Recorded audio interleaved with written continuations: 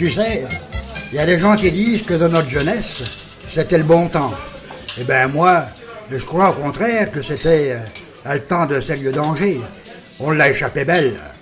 On se demande comment on est encore vivant. On devrait être mort depuis longtemps. On vivait tous les jours au péril de nos vies.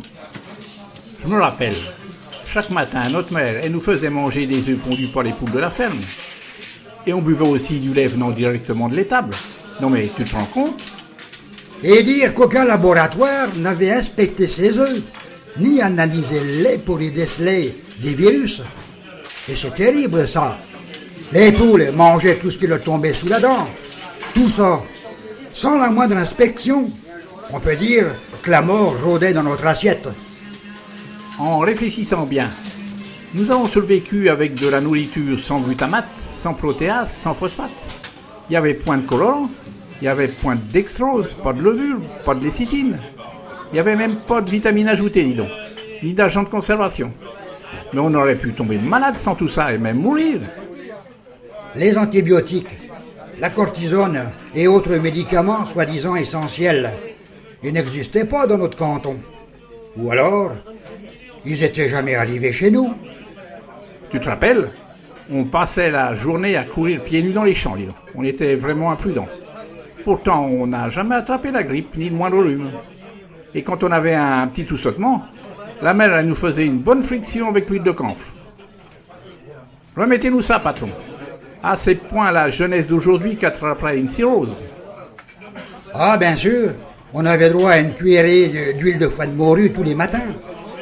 Oh, j'ai encore le goût dans la bouche. Tiens, prends un coup de rouge pour faire passer ce mauvais souvenir. Ah, bon sang que c'était mauvais.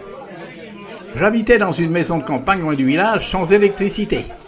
Il fallait puiser l'eau du puits et la remonter jusqu'à la surface avec un seau.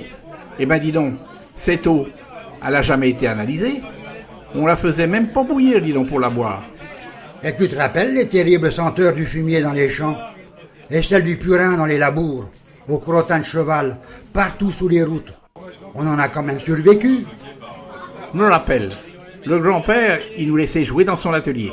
Oh là là, ça c'était du bonheur. Il y avait tellement de choses à découvrir. Il nous avait même donné, dis donc, un opinel, et on s'est jamais coupé.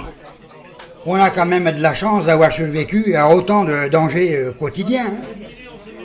À l'école, il n'y avait point d'orthophoniste, ni de psychologue, ni de conseiller d'orientation. Et tu te rappelles des plumes sergent-major et les doigts pleins d'encre.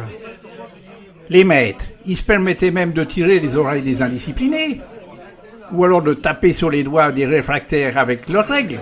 Alors ça faisait mal. Oh là là, ça me fait peur de voir qu'on a survécu à autant d'abus physiques. Je me demande comment les enfants de notre génération ont pu grandir et s'épanouir, alors qu'il y a plein de gens aujourd'hui qui s'occupent de la jeunesse.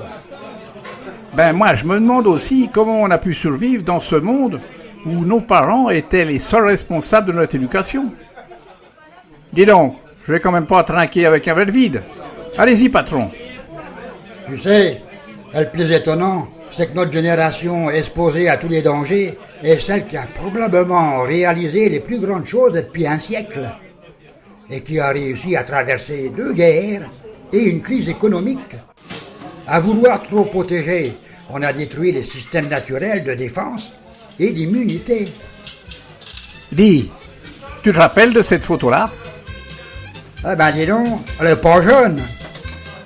Tu sais, je crois qu'on s'en est bien tiré grâce au pinard. Maintenant, ils boivent tout un tas de cochonneries. C'est du coca ou, comment ils disent, du Red Bull. Encore un coup de la mondialisation. C'est bien ça qui fout tout notre pays en l'air. Allez à la tienne. Ça vaut le coup d'arroser ça puisqu'on est toujours en vie.